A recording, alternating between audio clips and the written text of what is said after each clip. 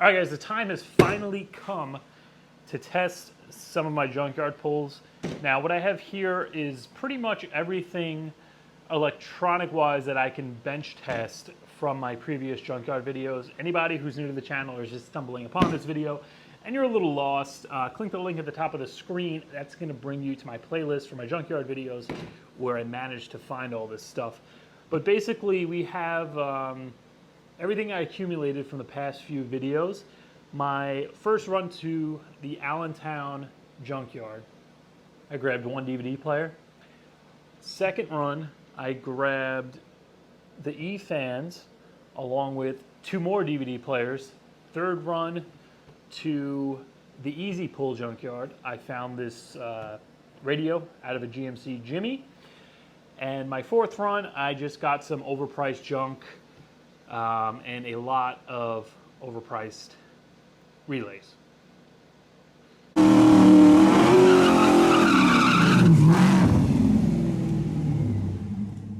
So anyway, none of this stuff has been tested aside from one of these DVD players. I think this bottom one down here that looks pretty clean because I cleaned it up.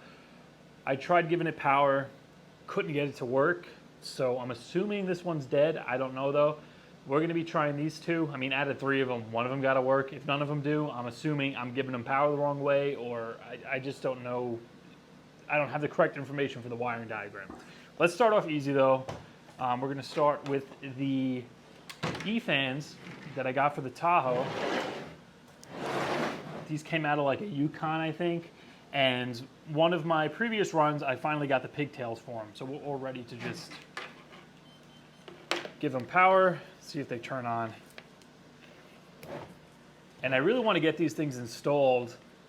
I just really haven't had time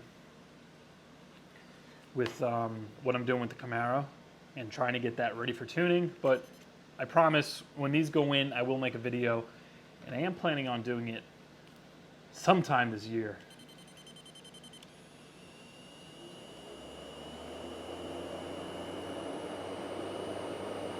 All right, that sounds pretty good.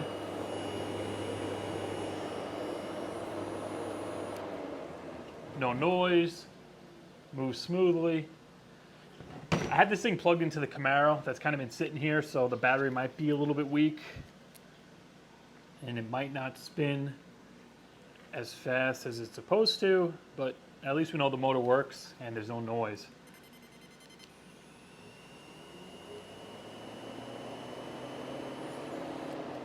That one I actually have it spinning the wrong way.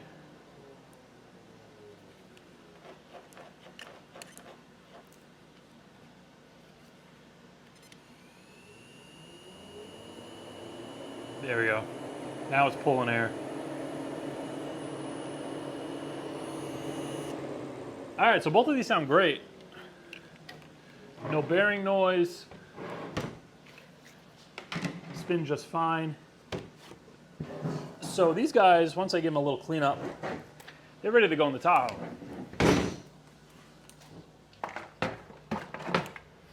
Next thing I guess we'll test is the radio. This is a direct just plug in for my Camaro or my Trans Am. My Trans Am currently doesn't have a radio in it, so let's go outside. We'll plug it in and see if it powers up.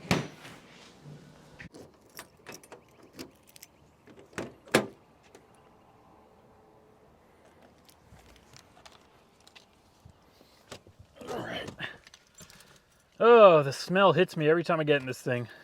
I always forget how bad it is.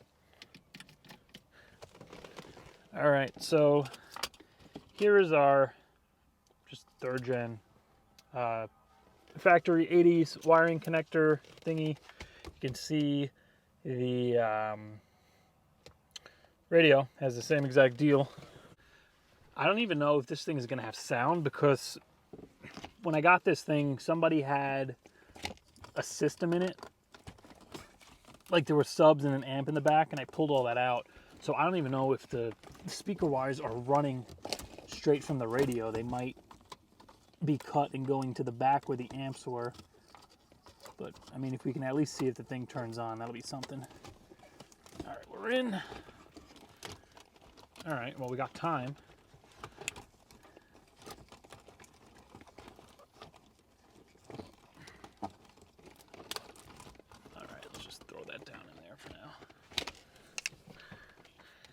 key on. All right, the display works. Now power, you can just press this. Oh, this is the power button.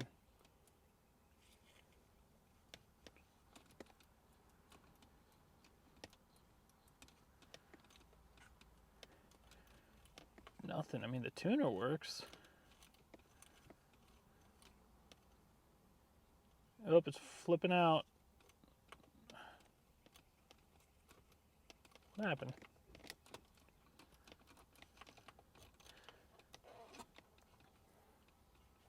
Well, we're not getting anything. I don't hear anything at all from the speakers. But the tuner was working. Something I'm noticing, the power button, I don't know if it's supposed to stay in, because if you look at the loud button here, in, out, this one, you kind of press them and they stay in. The power button, oh, I just heard some static.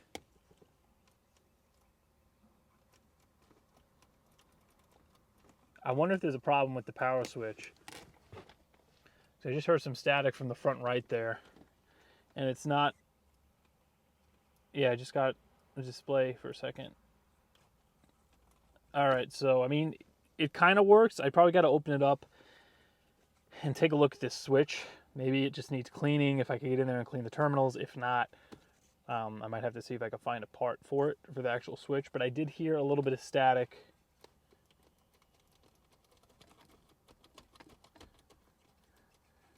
When I was messing around with this. So for now, it's not working. We know it kind of turns on. We got display, so we'll have to dig further into this in the future. All right, so before I test the DVD player, I'm just going to show you guys the wiring and what exactly I'm giving what as far as power goes. So I just did a Google search and I found a list of the pinouts for these DVD players. Now the only harness we have here is this one right here that's actually like connects to the car. So according to the information I found, orange here is battery voltage, the black with the white stripe is ground, and then the light green with the black stripe is like a serial data connector. I think it like goes to the BCM or something. So the BCM can, if there's like a short, it tells you that the DVD player is the issue. I'm not exactly sure what this does, or if it's supposed to, if it's needed to actually get this working. But this is the one I already tried testing that I first got and didn't work. So I'm gonna give this power, this ground, try pressing the power buttons on here, see if I can get anything to come on the screen. If not, we'll move on to the two that are untested, same thing, and we'll see if we can get something to work. So I guess I'm just gonna flip this.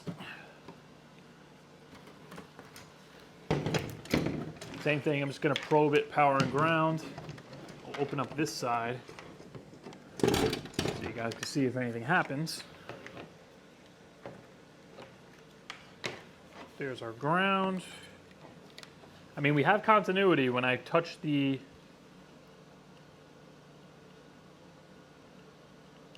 power to the orange here, we got a power button on the DVD player as well as the back. I'm assuming this back button is the main power. And if you were using the DVD player, you would turn this on.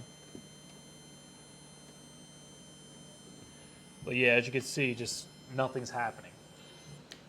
So once again, I don't know if that green and black wire needs some kind of signal to get it to work. But if neither of these work, I'm assuming that it does, because I can't see how I have 3 duds. All right, untested player from the Pennsburg location.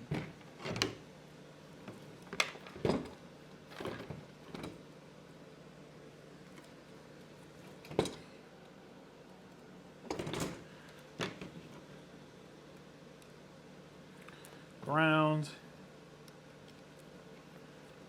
power,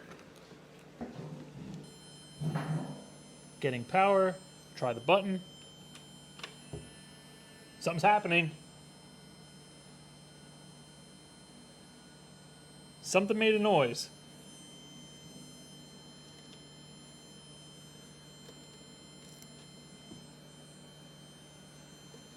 I heard something make like a whirring noise.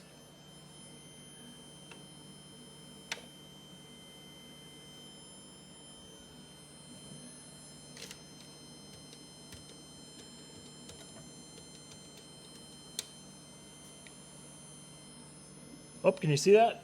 We got lights over here. And the DVD player's doing something.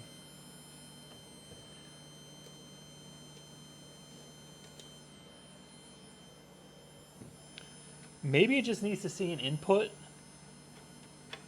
I don't know. I would think this would come up with something, though. But regardless, we have some lights here. I mean, it's possible the display's dead, too. Because I noticed on... Well, not particularly this one, but when I got this one, there was kind of like some kind of sticky, like right in the corner here. And like here, almost like maybe the liquid in the screen could have drained out, if that's even a thing.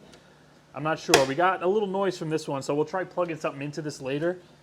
But before we do that, let's try the last one, see if we can maybe get some kind of video out of the screen. Honestly, my whole reasoning behind picking all these up was so that I could potentially take parts and make one working one, because I don't think these were the most reliable machines out there when it came to this kind of stuff. From the research I did, they seem to be kind of hit and miss on reliability.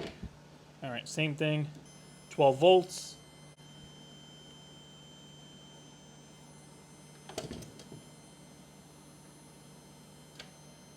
Absolutely nothing. All right, guys, I figured it out.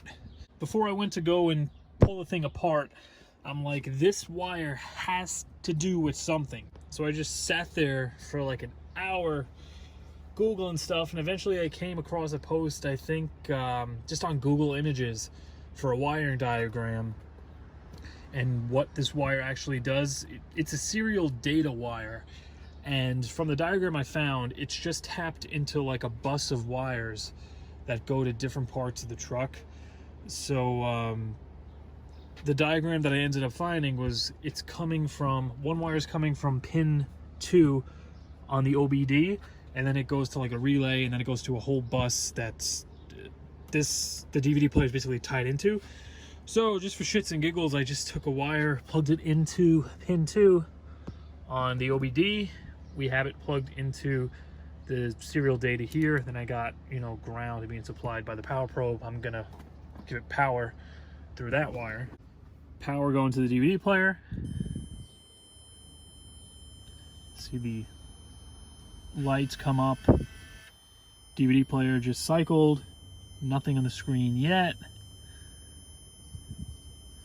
But now I'm gonna hit menu on the DVD player, and you see now the lights are actually staying on. But let's hit the menu button.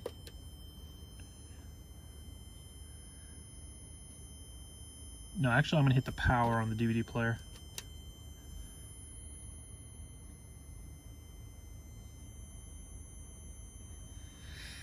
And now if I come back here and hit the button by the composite, bam, we actually have something. So that just cycles where the hell parental control is. Let's go over to the DVD player. There we go. We got brightness, menu, we got no disc, source. Yeah, it pretty much just needed that serial data connection. And from there, I'll be able to like install this thing and wire it up that way. I'll just have to run it to, you know, key on voltage, a ground, tap it into that serial data connection.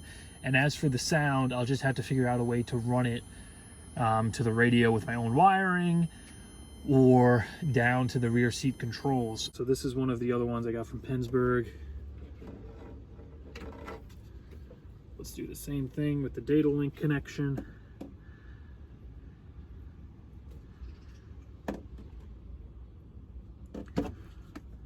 Power probe.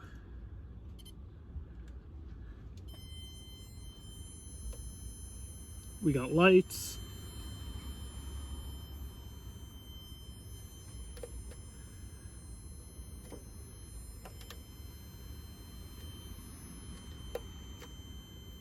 Perfect.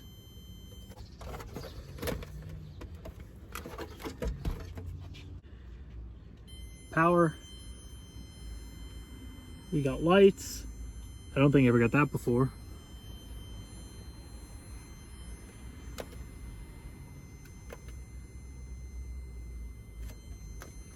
Power on the DVD player. Oh, I see some backlight. Awesome. All right, all three work.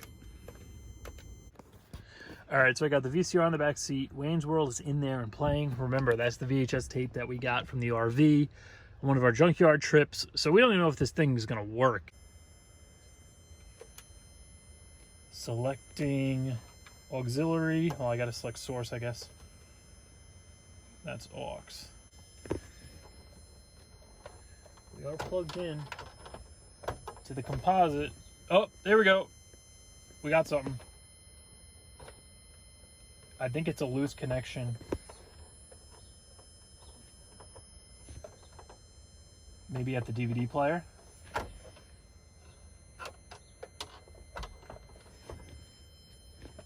You know what? It was just a dirty, there was probably just dirt in the terminal. But that totally works, and the friggin' VHS tape looks absolutely perfect. Sorry for that friggin' beeping noise, but let me see if I can flip it. All right, at least we're right side up now.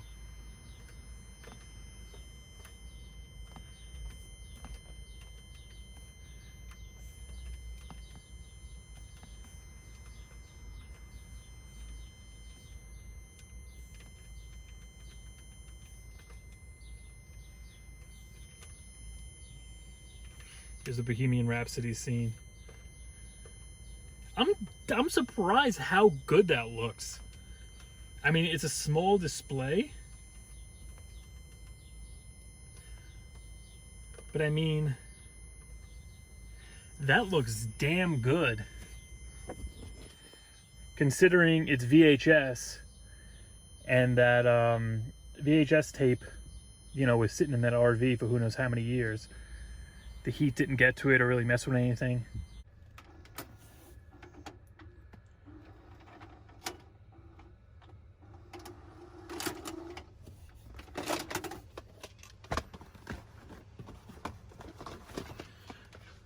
Let's try a little Dumb and Dumber. Obviously, I'm not going to try all these, but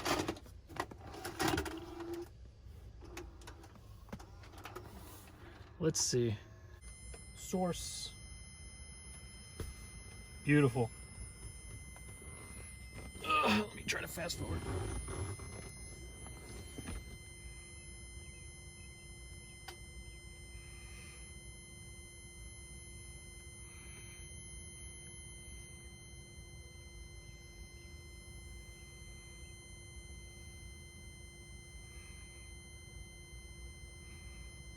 All the previews.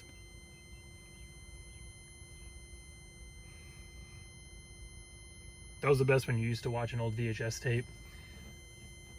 And you'd get all these previews just from old movies because they would just put the previews onto the VHS.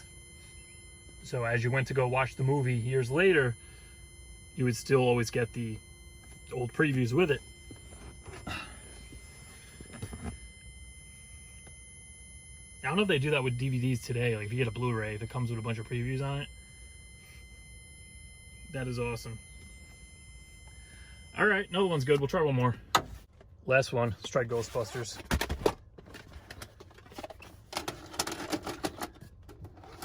I should have grabbed more of these things when I was there. Because like I said, they were all free and they were all in that RV. But I didn't know if they were actually good, so I didn't even bother. Oh, was that it? Oh, I hit a button on the VCR.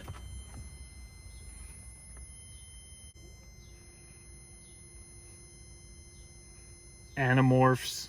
This has to be a newer copy.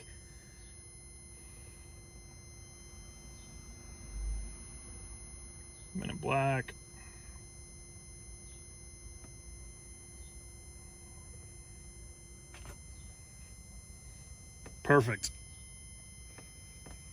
All right, I couldn't be happier. My ancient rear seat entertainment systems work. The VHSs play absolutely perfectly. Yeah, let's go inside and wrap this video up. All right, guys, so I am incredibly happy right now. All three of these work. Our fans work. I only tested 3 of the VHS tapes, but they're all in similar condition, and the 3 I tested worked absolutely perfectly. For anybody who's kind of lost, I picked these up in one of my Junkyard videos. I found them all in an RV. They're actually in incredible shape, so I just decided to grab them, and the Junkyard actually didn't charge me anything for them. And believe it or not, I didn't have one DVD that I can actually throw in here and test. Everything I had was like a Blu-ray, so I don't actually know if the DVD plays, but everything boots up, the inputs work, so I'm assuming the DVD players work as well. But yeah, I'm going to be making a video installing these fans soon enough. How to wire them into the PCM, change the fan settings, relay, all that good stuff. One of these I'm also planning on installing.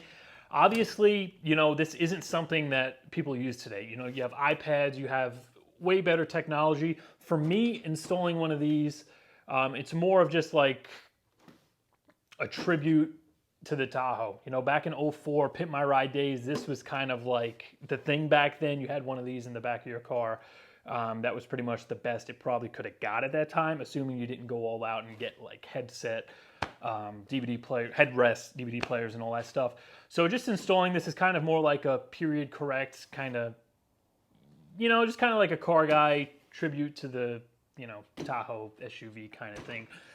Really not something that's probably going to get much use, but regardless, it'll be cool to have it in there as it was a factory option for the truck at the time.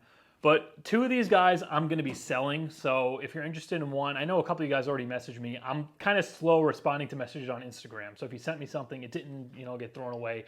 It's there, I just haven't read it yet. So I'm going to kind of reply to them in order. I have some of you guys waiting on some of the speaker boxes I got to get back to, as well as the climate controls. I got 2 of them. One's untested. One came out of mine that needs bulbs. So that's going to be up to you whether or not you want it. Otherwise, I might toss it. I don't know. And one hasn't been tested yet, but hopefully it's going to work. Hopefully it'll have at least some of the bulbs working.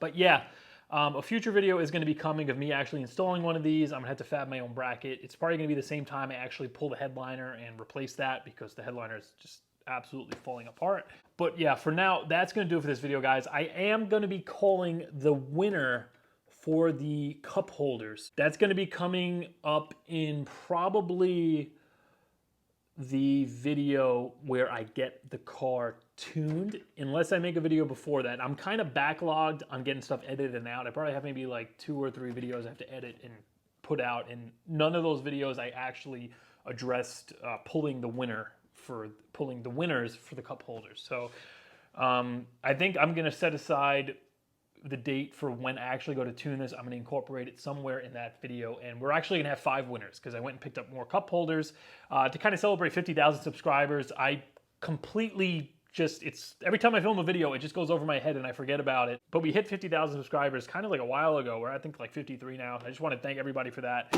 And yeah, we're going to be giving away a few more cup holders so you could go and install them in your Camaro, pretty much like I did. I absolutely love that freaking thing. And that cup holder is probably the best mod I did to that car. I mean, aside from the supercharger. But yeah, for now, once again, that's going to do it for this one, guys. And I will see you in a few days.